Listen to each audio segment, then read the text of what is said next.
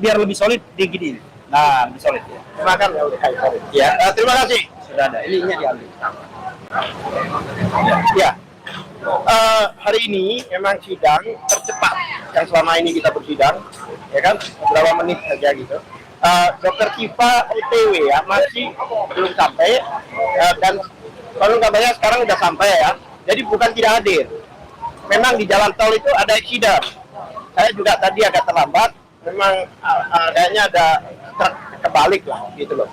Jadi terlambat. Jadi bukan tidak datang karena Bu Tifa selalu menghargai hukum. Ya, artinya selalu menghargai semua yang diminta atau semua yang dimohonkan oleh pengadilan. Jadi tidak pernah Bu Tifa itu band dari ketentuan yang ada, lalu mengikuti due process of law. Sidang hari ini itu hakim itu banyak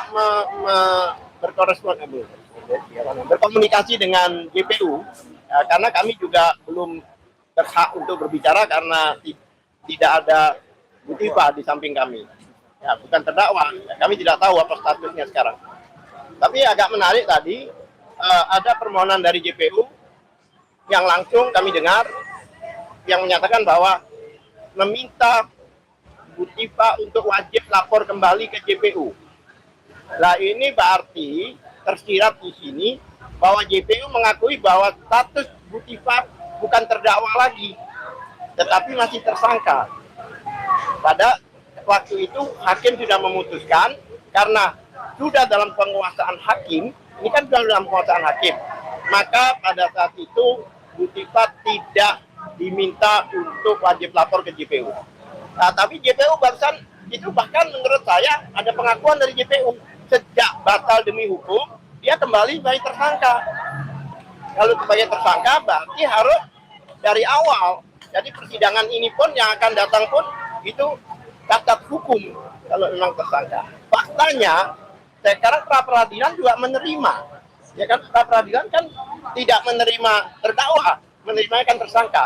Nah, ini terkonfirmasi dari pernyataan jaksa tadi maupun persidangan Prapit di Jakarta Selatan, bahwa Bu Tifa statusnya sekarang menurut mereka tersangka. Tapi menurut kami baik tersangka maupun terdakwa sudah tidak relevan lagi.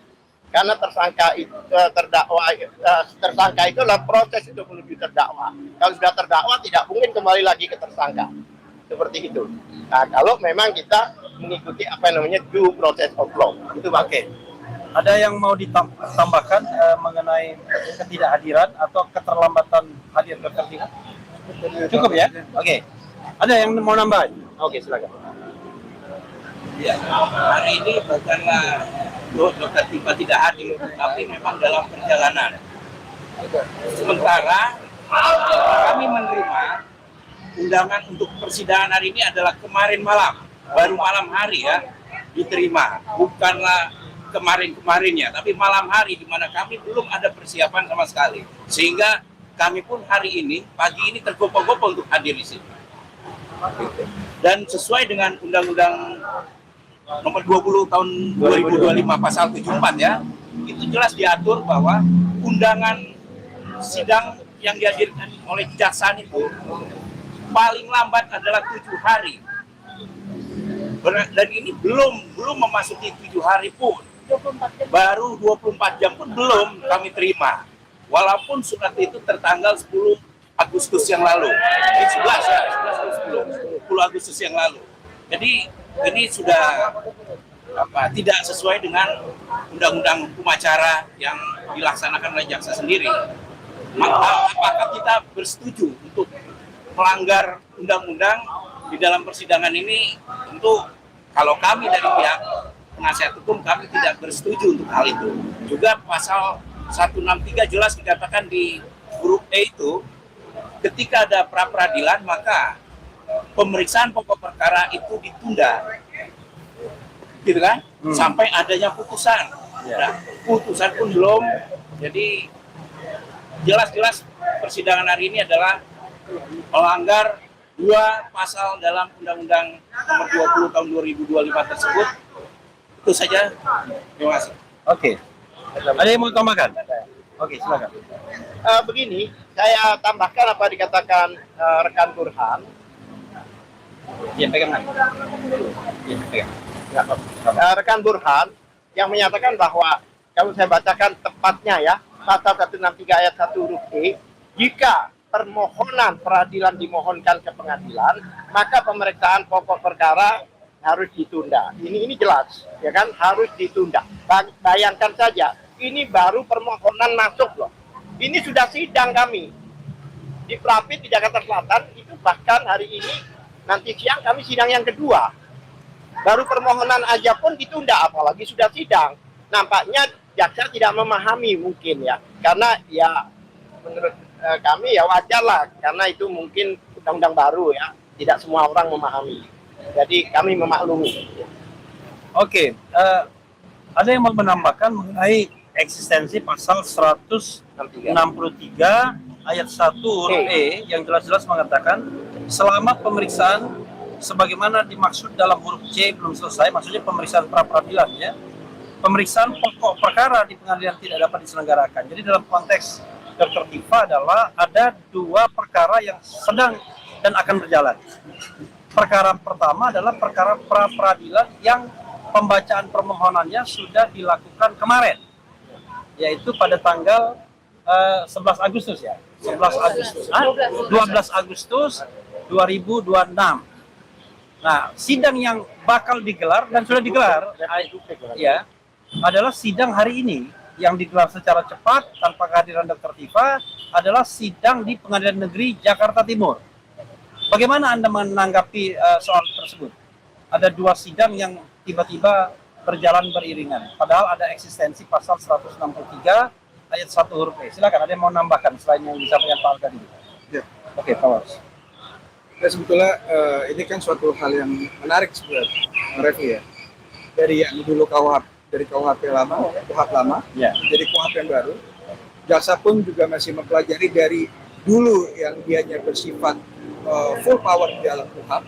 Sekarang powernya sekarang dibagi, di mana kami sebagai kuasa hukum ataupun advokat dari Dr. Tifa masih memiliki celah-celah untuk melakukan upaya baik itu di Prapit maupun di pokok perkaranya. Namun dalam adanya dua persidangan ini, menurut hemat kami sebagai tim advokat, seharusnya sidang dalam pokok perkara itu harus dihentikan terlebih dahulu.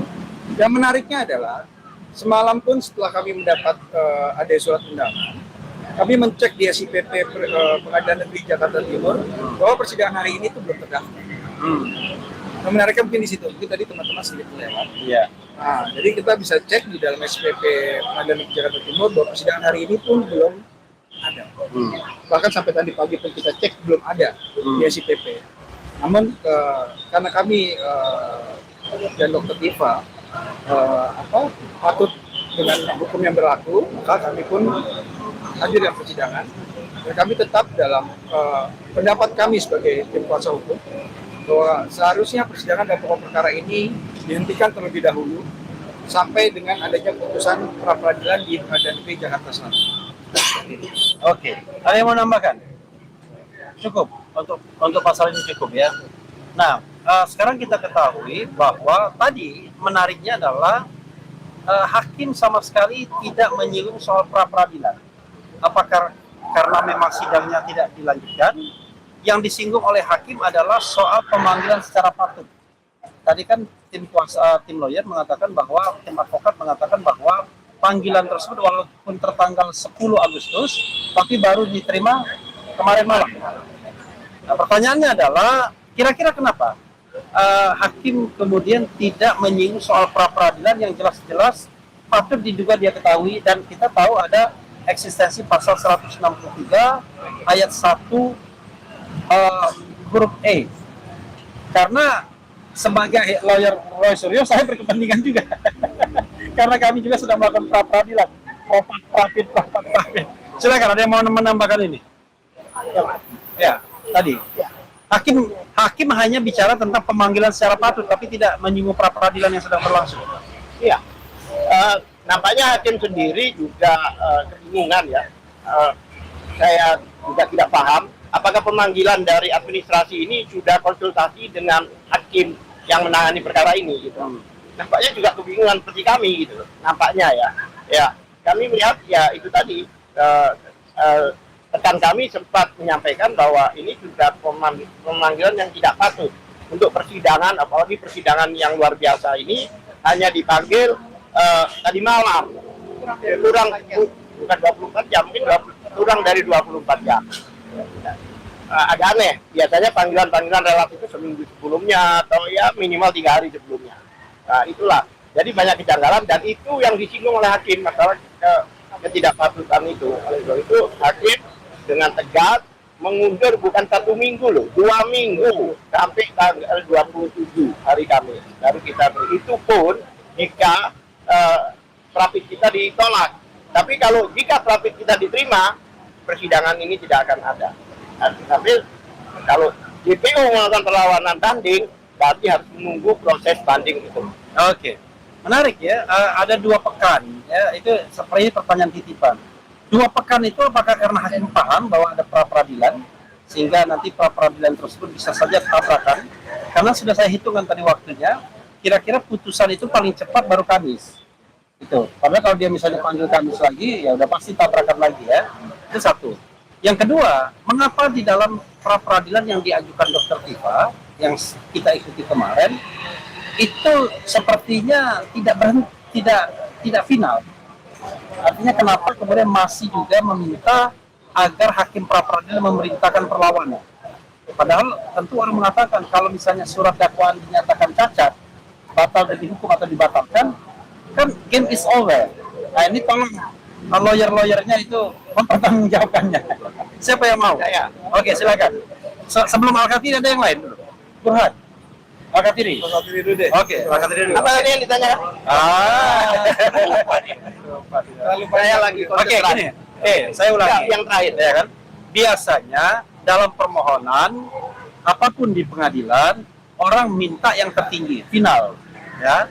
Yaitu kalau surat dakwaan itu dinyatakan batal atau dibatalkan karena melanggar pasal 75 ayat 4, tidak diperintahkan, ya, tidak dikasih hakim untuk melakukan perbaikan, tapi melakukan perbaikan, ya, di kesempatan. Nah, maka kemudian kan bisa dikatakan bahwa kalau dikabulkan surat dakwaannya batal, tidak sah, atau dinyatakan tidak sah. Artinya kalau surat dakwaan dinyatakan tidak sah, ya surat dakwaan itu batal dan nggak bisa ngapa-ngapain lagi. Game is over, pertandingan selesai.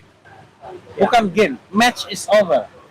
Kalau game kan ada game kedua nanti kan, match is over. Nah, tetapi yang saya dengar dan saya baca juga, mengapa tim lawyer masih meminta agar salah satu petitumnya itu adalah agar hakim pra peradilan memerintahkan perlawanan.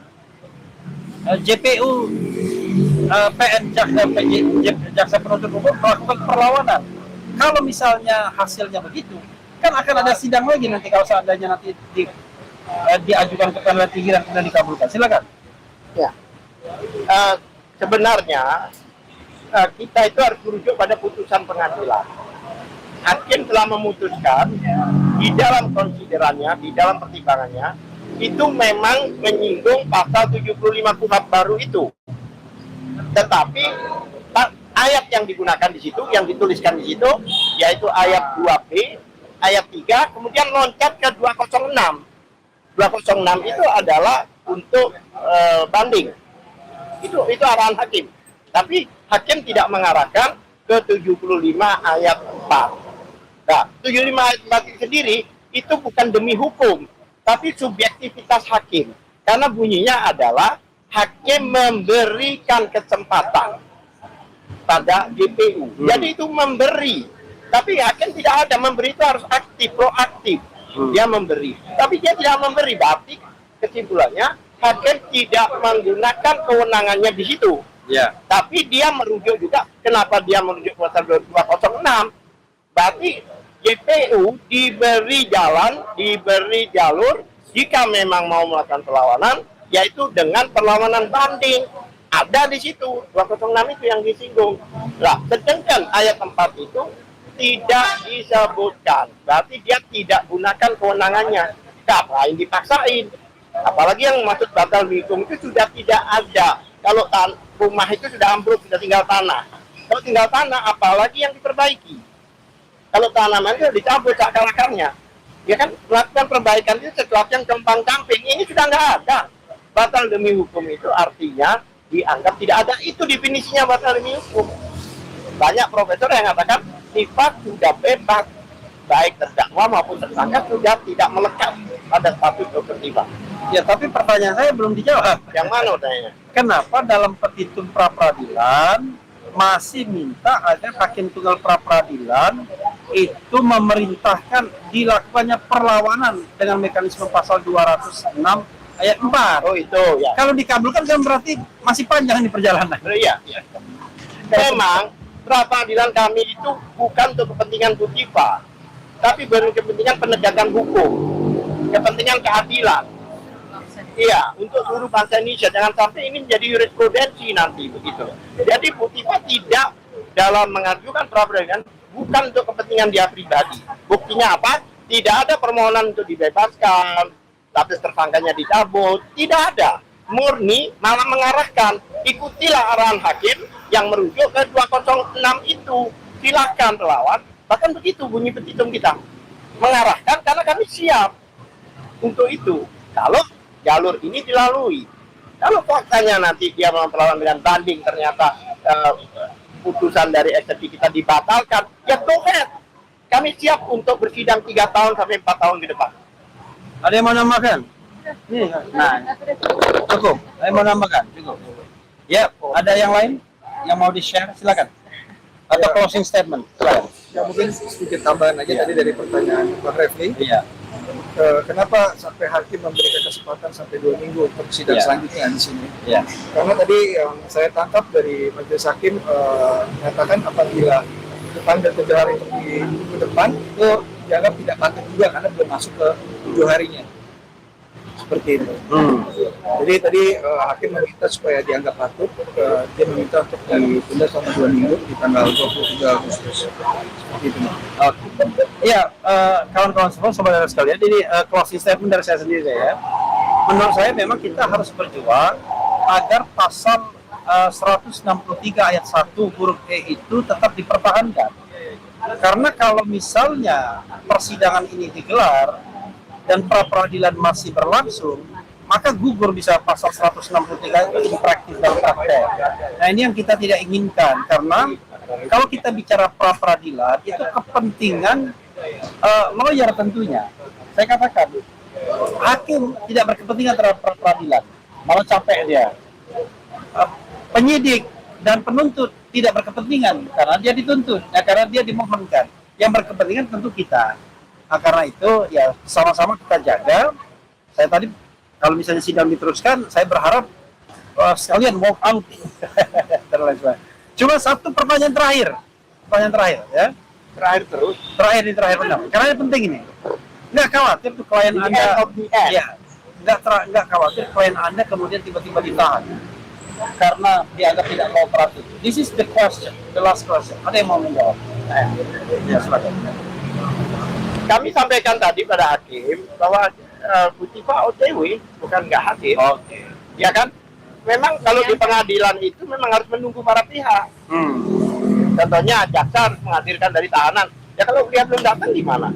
Jadi artinya panggilan itu bukan harus pas waktu itu, tapi dalam tanggal itu harus dilakukan. Mungkin kalau seandainya sampai sore pun ya sampai sore. Ya kan? Dimulainya memang jam 9. Kan berarti not on time, harus ditunggu para pihak dulu. Sudah sampai. Ada yang mau tambah? Di samping-samping mulu dia tambahnya. Benar.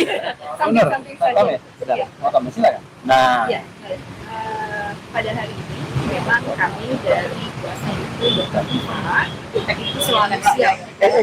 Harus jalan ya. Dan di hari ini ada di suaranya kencengan Pak. Kami juga sudah berbagi. Hari ini kami ada di Pengadilan Jakarta Timur dan setelah ini kita juga akan lanjut ke Pengadilan Jakarta Selatan. Apapun semua akan kita hadapi dinamika dari setiap proses. Ya. Oke. Ada yang mau closing statement? Sudah? Ya. Cukup? Aku deh. Nah, dua-duanya ya dipegang. Oke. Ya. Ya. Jadi sekali lagi ditegaskan bahwa tidak ada itikat tidak baik dari Dr. Ika untuk tidak hadir ke persidangan di Pengadilan Negeri Jakarta Timur ini. Akan tetapi memang sidang yang saat tadi mulai jam 9 itu langsung dibuka dan tidak menunggu kehadiran Dr. Ika lagi. Padahal setelah ditutup Dr. Ika ternyata sudah ada di area dekat pengadilan. Jadi bukan karena ada itikat tidak baik, tidak, justru Dr. Ika ya ada kecelakaan di jalan sehingga menghambat perjalanannya. Jadi sekali lagi kami dari tim kuasa hukum dan juga Dr. Ika terus beritikat baik untuk menjalankan proses hukumnya dengan baik dan benar sesuai dengan KUHP dan undang-undang. Itu saja. Terima kasih. Oke, cukup ya. Atau ada yang mau nambahin lagi, Pos? Mau closing statement?